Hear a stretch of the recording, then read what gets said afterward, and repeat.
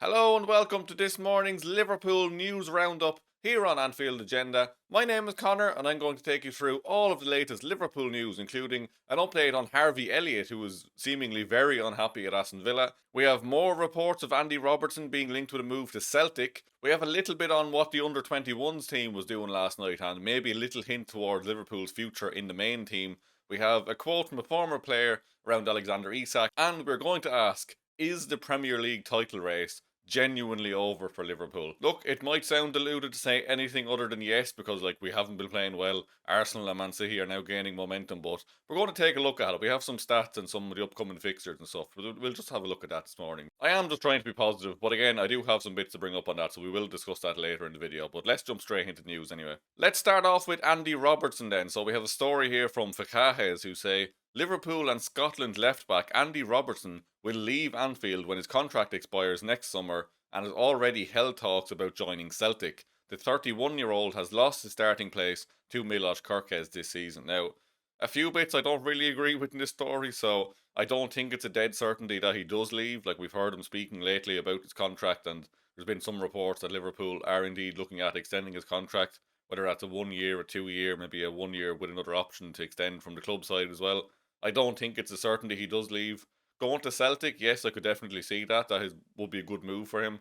But then again, he was linked with Atletico Madrid this summer, and it looked like that was going to happen. So I think he probably could go to a better side than Celtic. Like, no disrespect to Celtic, but I think if Andy Robertson still has the legs, he can still compete in European competitions and at the highest level. So, second part then, he's lost his spot to Milos Kerkez this season. He hasn't really, like, he started the last few games in fairness, and Arne Slot does seem to trust him more, which is not a shock because Kerkez has not had a good start to life at Liverpool. Like, I'm sure he will come good, but Andy Robertson has been the better left back there, in my opinion, so far this season. So, anyway, another report from Team Talk who say Liverpool left back Andrew Robertson is open to a pre contract agreement to rejoin Celtic. The club views him as the perfect mentor for emerging left back prospects and a leader to steady a defence that has shipped goals. His contract expires in June 2026. So, look, a lot of chatter around Celtic and Andy Robertson.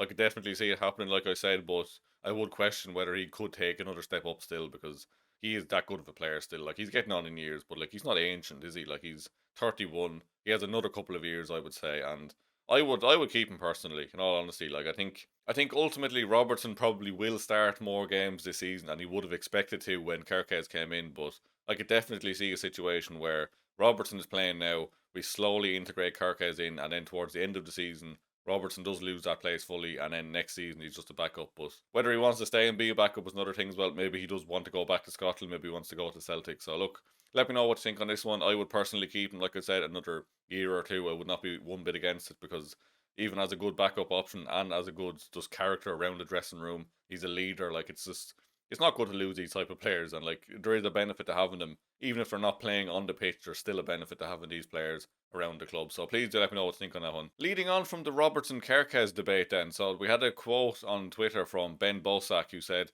"You're just speaking to LFC approved, and it seems like Liverpool's under 21 side are playing a three at the back tonight, which is very interesting.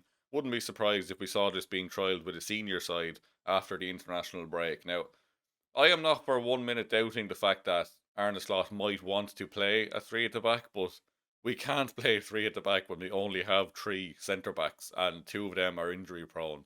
Like, maybe in the future we will. Like, I could definitely see a future where, let's say, Mark Ahey comes in, he's at the left side of that, and then you have Virgil van Dijk and Ibrahim Konate, let's say, if he extends, and then you could have likes of Kerkez and Frimpong in them wing back roles, which would be probably far more suiting to the type of players that they are. Like, even when we did bring them in this summer, like, a few people were wondering, like, where did it really fit in? Like, Kerkez is probably more of a normal left back, like say, but Frimpong is not an out and out right back. Like, he was very much a right wing back, right midfielder for Bayer Leverkusen, and can't see it happening soon purely down to the personnel. But it would make sense in the future. Like, maybe if we get Mark A in, if Kanate stays, Leone comes back, maybe Gomez even stays, or someone else comes in. Like, I do think we need probably at least 5 or 6 centre backs if we're going to deploy a system like that. But it certainly could make sense long term, particularly if we are looking to life without Mohamed Salah.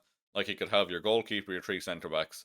You have then Kerkez and Frimpong with the width, and then you have, let's say, Soboslai and Gravenberg with Wirtz ahead of him, and then Ekitike and Isak up front. Like, that is a system that could genuinely work.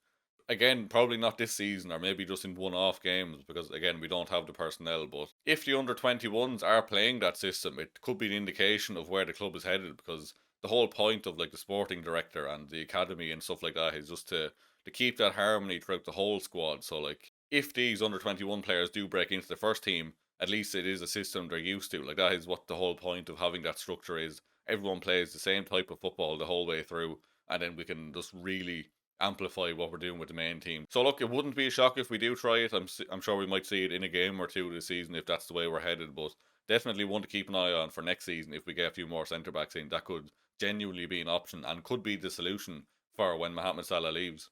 Next up then, Harvey Elliott. Look, we've touched on this a few times on the channel, so I'll go through this quickly. But we do have a report here from Fabrizio Romano who said Harvey Elliott is not happy with life at Aston Villa, with his situation regarding a lack of game time still not changing. And there's been a number of reports in recent days that he could return to Liverpool as early as January, and then what happens from there, I don't know. Like, would we try to keep him in the squad? Maybe he's another attacking option, which we don't have at the minute, or do we look to instantly send him back out on loan somewhere else or sell him?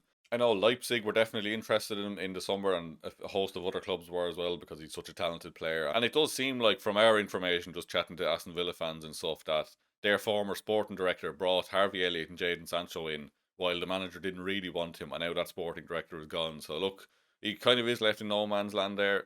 I thought when he moved, like, I think it's something like 10 games he has to play before the obligation to buy comes in, and it looks like he mightn't even get to that. So it could be coming back to Liverpool. Like, again, whether we keep him or not then is another story, but keep an eye on that one. It could definitely happen. Like, it seemed far-fetched a few weeks ago, but yeah, it looks like it could be heading that way.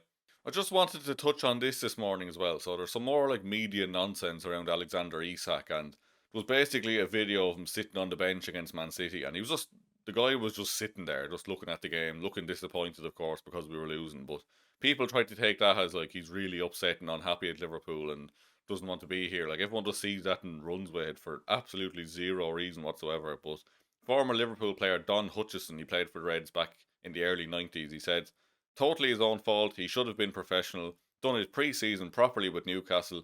It was only ever going to be one of two outcomes. He goes to Liverpool and is 100% fit, ready to play, or two, he stays at Liverpool and is ready to play. I think that's just bizarre. It's just stupid. Like, he communicated he wanted to leave Newcastle back in like May before the season ended. They held him hostage really, and then wouldn't let him go until deadline day. And then he's still building up his fitness, and he's had an injury setback, so of course he's going to be sitting on the bench. Of course he's going to be disappointed in himself that that happened. But I think it's unnecessary digs. Like, I hate to see this kind of stuff. It's just a stupid pile on players just for no reason whatsoever. So ignore anything you see like that. It is just absolute bollocks. And to see a former Red come out and say it as well, it's just stupid. I'm sick of reading this kind of stuff, in all honesty. Making mountains out of molehills is all it is. Just stupidity. We'll finish this morning's video then with the latest Opta Analyst Supercomputer Premier League predictions, which we love. We love to see the Opta Supercomputer make predictions, but this is what it had to say about the Premier League title race. So, the Opta supercomputer estimates the probability of every match outcome using a combination of Opta power rankings and betting market odds, both of which are based on historical and recent team performances, with each fixture simulated thousands of times. Their updated Premier League table has Liverpool to finish third, with the Reds now given a 7.61% chance of retaining their title, with Arsenal the clear favourites on a probability of 62.84%.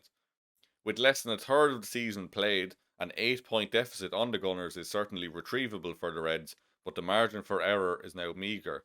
On the day that the Premier League crown was clinched last term, 27th of April, Slot's team had dropped only 20 points. By mid-November this time around, they've left 15 behind them, as many as they'd relinquished in the entire title-winning campaign of 2019-20. So look, the stats there don't look great. We do have about a 7.5% chance of winning the league according to that, but I did just want to touch on this morning because, yes, it's been a horrendous last 4 to 6 weeks. Like, we've been terrible. We've lost loads of games. We've probably out of the Premier League title race, in all honesty. But when you look at our upcoming fixtures between now and the 1st of January, like, we have Forest at home, West Ham away, Sunderland at home, Leeds away, Brighton at home, Spurs away, Wolves at home, and then Leeds at home again. So there could be something there. Like, I'm not saying we're back in this title race, but I'll be very, very interested to see where we are sitting come the 1st of January after that game against Leeds, because That's 8 games there that are very, very winnable. So, like, if we picked up, let's say,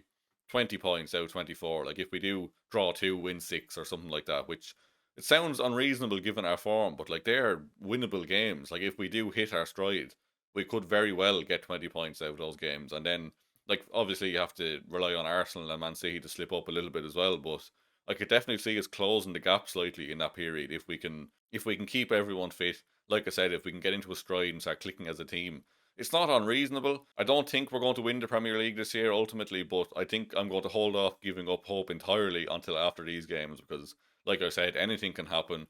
Maybe Arsenal get a few injuries and then they start to fall off a bit. Maybe City then run away with it. Maybe City fall apart. Like, we just don't know. That's the thing. So I'm just trying to be positive here. I'm trying to be optimistic in the international break because we do need some positivity at the minute. And like I said, I'm not going to write us off entirely until we get through at least 5 or 6 of these games because they are all definitely winnable games. Like, we're not going to win every single one, I'm sure, but we should be picking up a lot of points in this period. And I think, if nothing else, we should definitely solidify ourselves within the top 3 or 4 and then look to really clamp down that Champions League spot as the season goes on. But we should get a very good indication of where we're going to finish after these 8 games, I think. So, look, that's all for me this morning. Like I said, I just wanted to put a bit of positivity around the title race there because they are very winnable games coming up. And look, never say never, really, especially when you're Liverpool. You never give up and all that stuff. So please do hit the subscribe button, hit the like button, and I'll see you very soon. Thank you very much for watching.